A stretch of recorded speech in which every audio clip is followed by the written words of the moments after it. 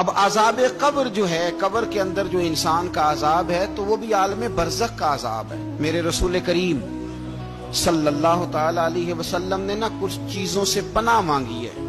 خود حضور نے، رسول کریم علیہ الصلوۃ والسلام نے پناہ مانگی۔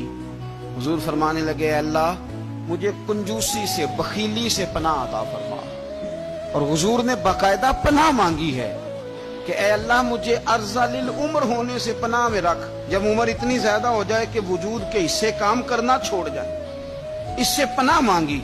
اور خود میرے نبی پاک علیہ السلام نے قبر کے عذاب سے پناہ مانگی کہ تعلیم امت کے لیے کہ تم بھی پناہ مانگو عذاب قبر سے۔ قبر کا عذاب برحق ہے۔ قبر کے لیے تیاری کر کے رکھنا، اپنی قبر کو یاد رکھنا، مر جانے کو یاد رکھنا۔ حضرت سعد بن معاذ رضی اللہ تعالیٰ عنہ کا جب جنازہ تھا تو صحابہ کرام فرماتے ہیں کہ حضور نے نماز جنازہ کی امامت فرمائی تو قبر کے تیار ہونے میں کچھ دیر تھی، تو رسول کریم صلی اللہ علیہ وسلم زمین پر بیٹھ گئے اور ایک لکڑی سے حضور زمین کریدنے لگے۔ ہم وہ انتظار تھے کہ اللہ کے رسول صلی اللہ علیہ وسلم سر مبارک اٹھائیں، ہمیں کو نصیحت کریں۔ فرماتے حضور نے سر اقدس اٹھایا تو حضور کی آنکھوں میں آنسو تھے، اور رو کے حضور فرمانے لگے، رو کے کہ اس قبر کے عذاب سے رب کی پناہ مانگو اور اس کے لیے تیاری کر لو، یہ بڑا سخت دن ہے۔ رو کے حضور نے فرمایا، رو کے۔ آج تو لوگ مذاق بناتے ہیں، کچھ فقیر صوفی درویش کہلانے والے بھی، وہ کہتے ہیں جو مولوی بتا رہے ہیں نا قبر میں بچھو ہوں گے، سانپ ہوں گے، یہ تو مولوی اپنی قبر بتا رہا ہے، ہمارا اس سے کیا لینا دینا ہے۔ خدا سے ڈریں۔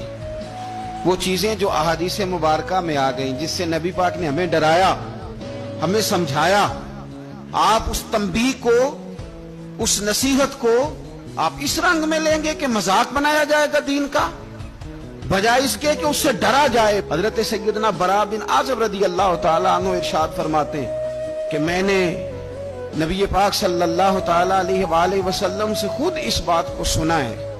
خود رسول کریم صلی اللہ علیہ وسلم نے فرمایا۔ حضرت زید بن ثابت رضی اللہ تعالیٰ عنہ بھی اس بات کے راوی ہیں، فرماتے ہم جا رہے تھے تو 5-6 قبریں تھی، تو حضور نے فرمایا کن کی قبریں؟ ہم نے عرض کی یا رسول اللہ صلی اللہ علیہ وسلم یہ کافروں کی قبریں، یہ صحیح مسلم میں حدیث موجود ہے، کفار کی قبریں۔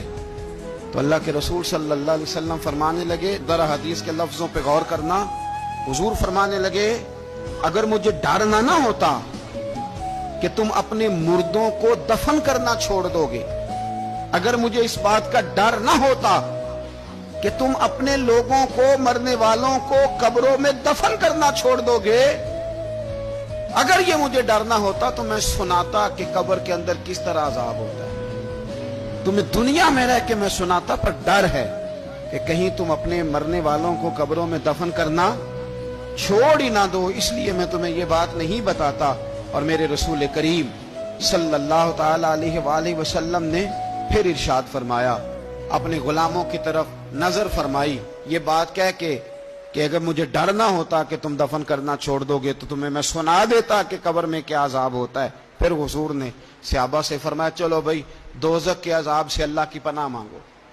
تو سب کہنے لگے ہم دوزخ کے عذاب سے اللہ کی، صحابہ نے کہا ہم دوزخ کے عذاب سے اللہ کی پناہ مانگتے ہیں۔ پھر نبی پاک صلی اللہ تعالی علیہ وسلم نے ارشاد فرمایا تم سب کہو کہ ہم قبر کے عذاب سے اللہ کی پناہ مانگتے ہیں۔ تو صحابہ نے کہا ہم قبر کے عذاب سے اللہ کی پناہ مانگتے ہیں۔ پھر میرے رسول پاک علیہ الصلوۃ والسلام نے فرمایا تم کہو، سارے یہ کہو کہ ہم ظاہری اور باطنی فتنوں سے اللہ کی پناہ مانگتے ہیں۔ تو صحابہ نے کہا کہ ہم ظاہری اور باطنی فتنوں سے اللہ کی پناہ مانگتے ہیں۔ پھر میرے محبوب علیہ السلام نے فرمایا تم کہو کہ ہم دجال کے فتنے سے اللہ کی پناہ مانگتے ہیں۔ تو صحابہ کرام نے کہا کہ اے اللہ ہم دجال کے فتنے سے تیری پناہ مانگ، تیری پناہ میں آتے ہیں۔ نبی پاک علیہ السلام نے یہ الفاظ کہہ کے، یہ بات بتلا کے ہمیں سمجھا دیا، ہمیں قائل فرمایا محبوب نے۔ یاد رکھنا، اس بات کو اچھی طرح سمجھ لینا کہ اگر مجھے ڈر نہ ہوتا کہ تم اپنے مردوں کو دفن کرنا چھوڑ دو گے تو تمہیں بتلا دیتا کہ قبر میں کتنا سخت عذاب ہوتا ہے۔ اپنے معاملات پر غور کریں۔